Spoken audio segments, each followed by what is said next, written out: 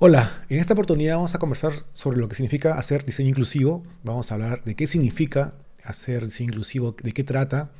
Vamos a ver diferentes discapacidades que podemos enfrentar al hacer diseño y vamos a acabar un poco con qué recursos adicionales puedes tener para poder seguir profundizando en esta materia.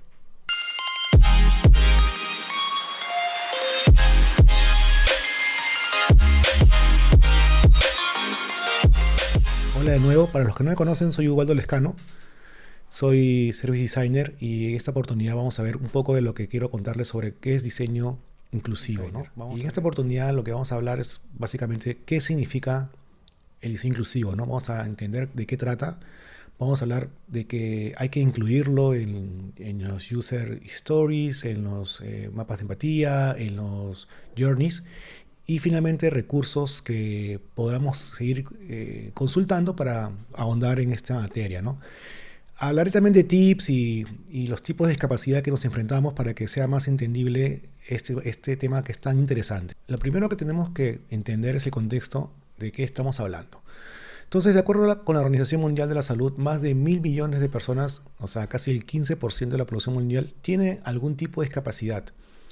Además, debido a las tendencias demográficas y el aumento de la prevalencia de enfermedades crónicas, el número de personas con discapacidad está aumentando en todo el mundo. Y aquí es algo importante, ¿no? La discapacidad puede ser temporal, puede ser situacional o puede ser permanente. Y eso es importante tenerlo claro porque nosotros siempre vamos a entender que la discapacidad es una persona en silla de ruedas, o es una persona sorda, o una persona muda, ¿no? Pero hay tres tipos, digamos, de criticidad de una discapacidad, ¿no? Y eso lo vamos a ver más adelante, solamente lo estoy adelantando para que quede claro a qué nos referimos con temporal, situacional y permanente, ¿no? Y es que justamente este tema de la discapacidad nosotros lo hemos sufrido a lo largo de nuestra vida, ¿no? Alguna lesión, algún golpe, fractura tal vez, entonces eso nos genera alguna discapacidad, ¿no? También hay un tema de situacional, ¿no? Tenemos una discapacidad en una situación muy particular. Lo importante es aprender de las experiencias de las personas, tanto las que han tenido discapacidades permanentes, temporales y las que son situacionales, porque esa experiencia es la que nos va a ayudar a mejorar el servicio y hacer un mejor diseño. Nosotros tenemos la experiencia tal vez y la mayoría de la que es temporal, ¿no?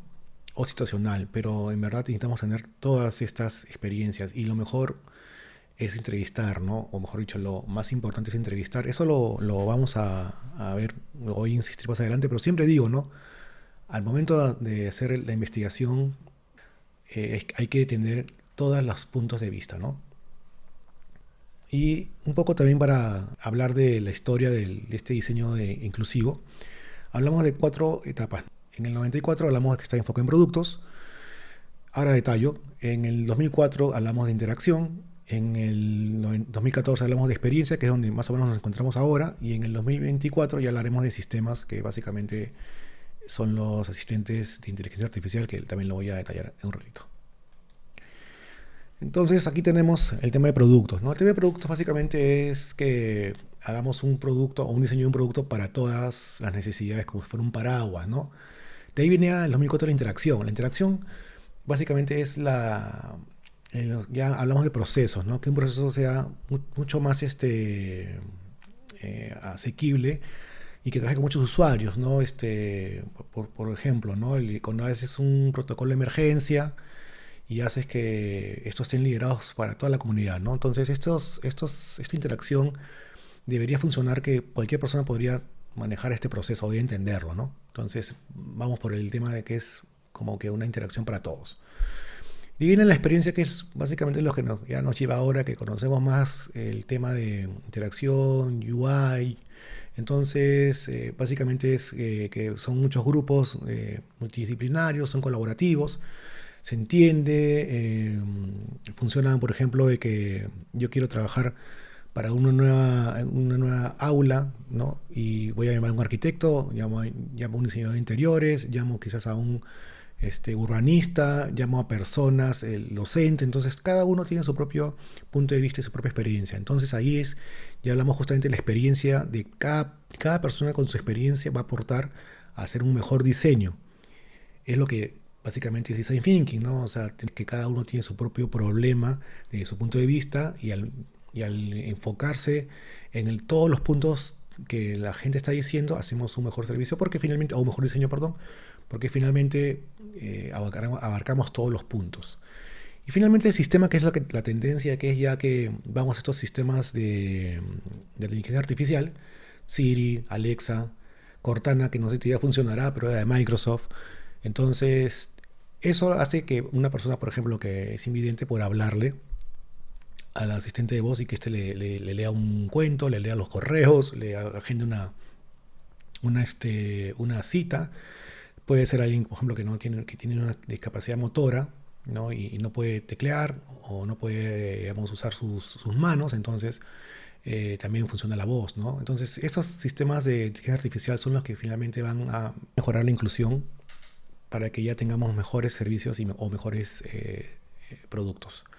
De ahí cómo creamos mejores soluciones, ¿no? Y eso es, vuelvo a repetirlo, es el tema de tener una buena investigación, un buen research. Si hacemos un mal research o hacemos solamente en esta burbuja que son las personas que están involucradas en el proyecto, solamente vamos a tener su experiencia personal, que puede ser limitada, porque no está abarcando realmente el problema de una persona que realmente está con discapacidad o está digamos, enfrentando una discapacidad temporal o situacional. Entonces no tenemos todos los elementos para un buen diseño. Por eso es importante que tengamos mucha información sobre lo que vamos a diseñar, y eso es básicamente el punto principal o la piedra angular de cualquier diseño, que es entender al usuario y entender a las diferentes experiencias, ¿no?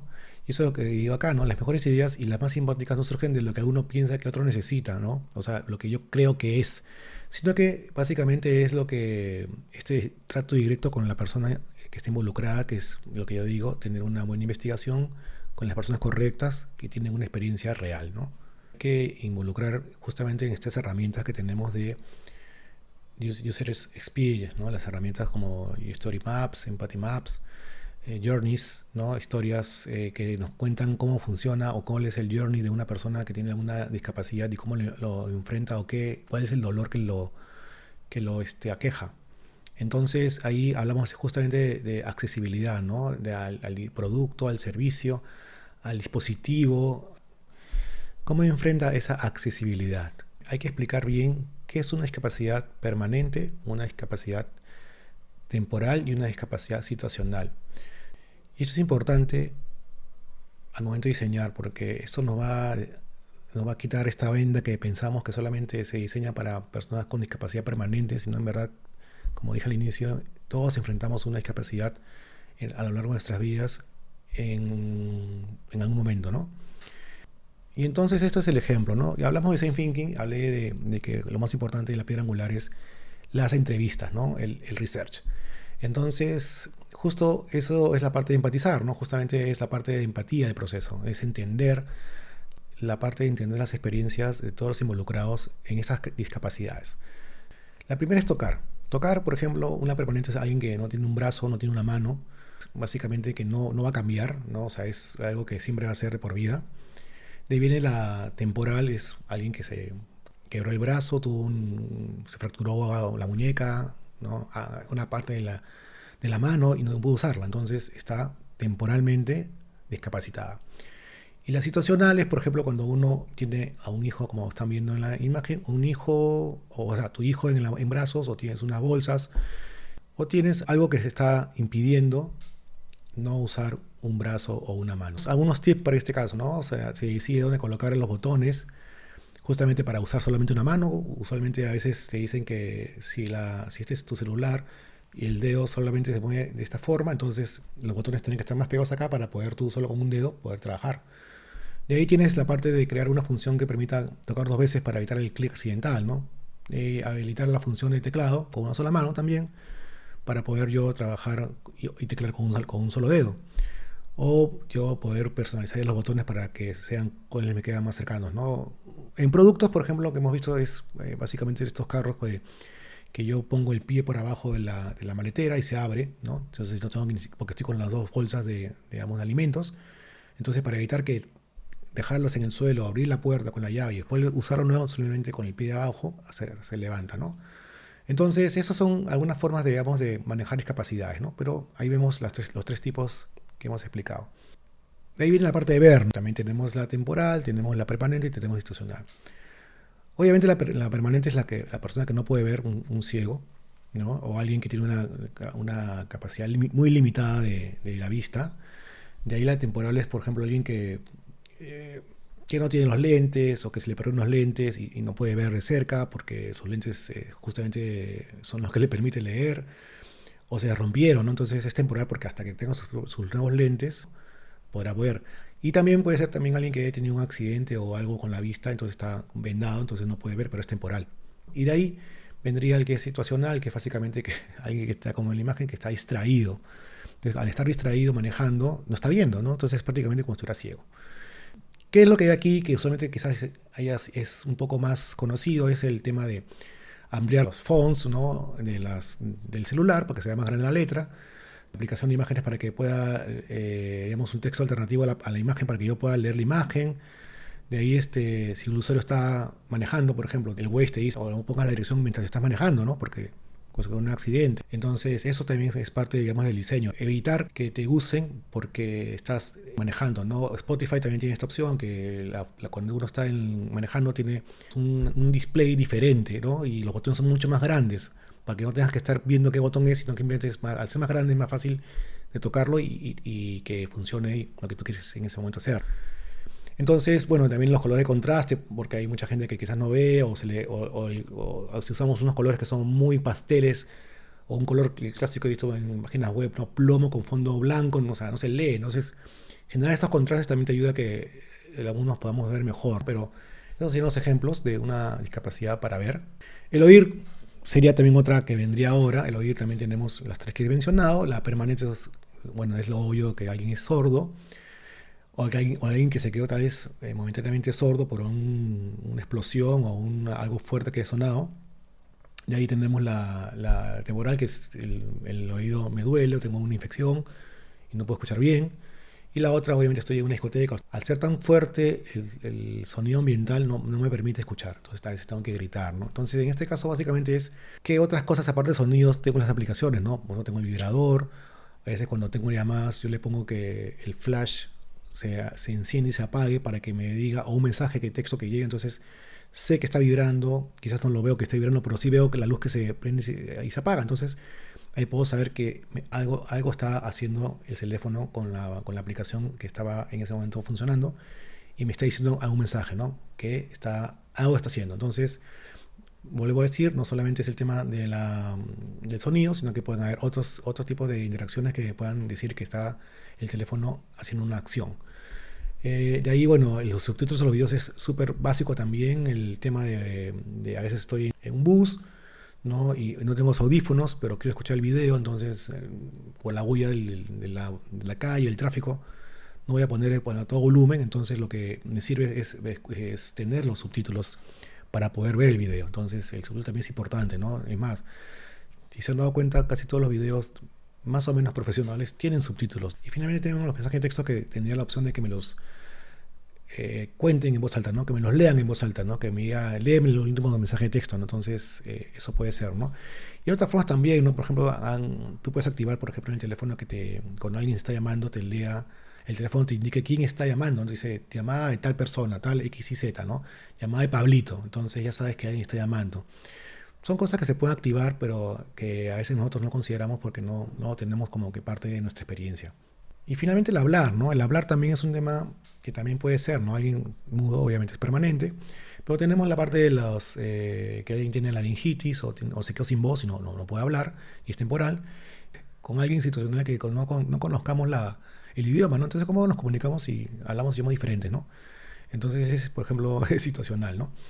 Aquí hablamos de algo quizás un poco más sofisticado, ¿no? O sea, que podíamos mandar mensaje de texto a la vez que hablamos por teléfono, o que en este caso ya sería el chat, ¿no? Ya no hablaríamos por teléfono, sino el chat. Entonces, la función sería habilitar un WhatsApp para poder chatear con las personas, porque no van a poder llamar por teléfono. Sé que ahora alguien chatea más y es más natural que llama por teléfono, le llama por teléfono no es tanto, pero a veces puede ser una llamada de emergencia, ¿no? ¿Qué pasa si tengo una emergencia y tengo que llamar a una clínica y no puedo hablar? ¿Cómo le digo a la clínica que tengo un problema, ¿no? Entonces ahí hay un reto de diseño de que en teoría me lleven o me permitan mandar mensaje de texto, ¿no? Entonces, o me digan, ¿no? Si estás en una emergencia y no puedes hablar, presiona uno 2 3 o no sé, o algo que te diga que puedes seguir tecleando, ¿no? Quizás esas situaciones no nos han aparecido. Yo la verdad que no he visto ninguna experiencia así que me diga de que si te viene una emergencia puedo chatear, ¿no? Pero bueno, ese es parte de los retos, ¿no? Y acá le dejo los recursos, ¿no? Ahora es importante el tema de los recursos porque diseño inclusivo no es un curso que te dicten en una universidad o en un curso. Inclusive ni siquiera he visto cursos sobre esto, ¿no? No he visto cursos de diseño inclusivo. O sea, básicamente es investigar, es navegar, es escuchar podcasts y poder entender un poco más cómo funciona y cómo podemos mejorar nuestro diseño para que abarque estas discapacidades, ¿no? Así que aquí están un poco los recursos. Les puedo hablar un poco bueno, todos los recursos van a estar en la descripción. Simplemente es un poco de contarles que hay inglés, uno que es básicamente en español, es Hub de Información de Accesibilidad por Google. Hay otras, por ejemplo, que son de las charlas TED en YouTube. Van a encontrar tecnología para mejorar la inclusión o cómo usar la tecnología para personas que son ciegas. Entonces, hay bastante información en TED.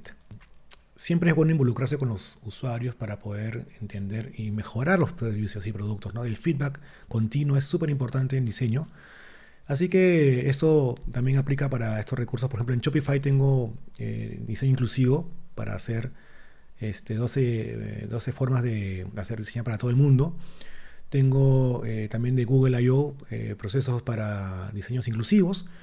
Y tengo principios de diseño inclusivo de UX Planet. Igual, como le digo, los recursos están en la descripción. Y algo que también me ayuda mucho es podcast, ¿no? El podcast también tiene bastante información. Yo escuché este podcast que se llama Diseño y Experiencia de Usuario, el número 75. El podcast también es una fuente de información súper importante y que he encontrado también bastante información valiosa. Para los que no están familiarizados con el podcast, les cuento que es una fuente valiosa de información. También hay muchísima información sobre diseño inclusivo. Yo encontré este podcast de experiencia de usuario que habla de diseño inclusivo. Se lo dejo también en la descripción. Se llama ¿Qué es diseño inclusivo? ¿Qué es el diseño inclusivo? Y está súper bueno. Así que también les dejo la recomendación para que lo escuchen. Y bueno, espero que les haya gustado esta información. Cualquier duda adicional, están mis redes ahí siempre en la descripción. Podemos conversar sobre algo más para profundizar y ya nos vemos hasta otro capítulo.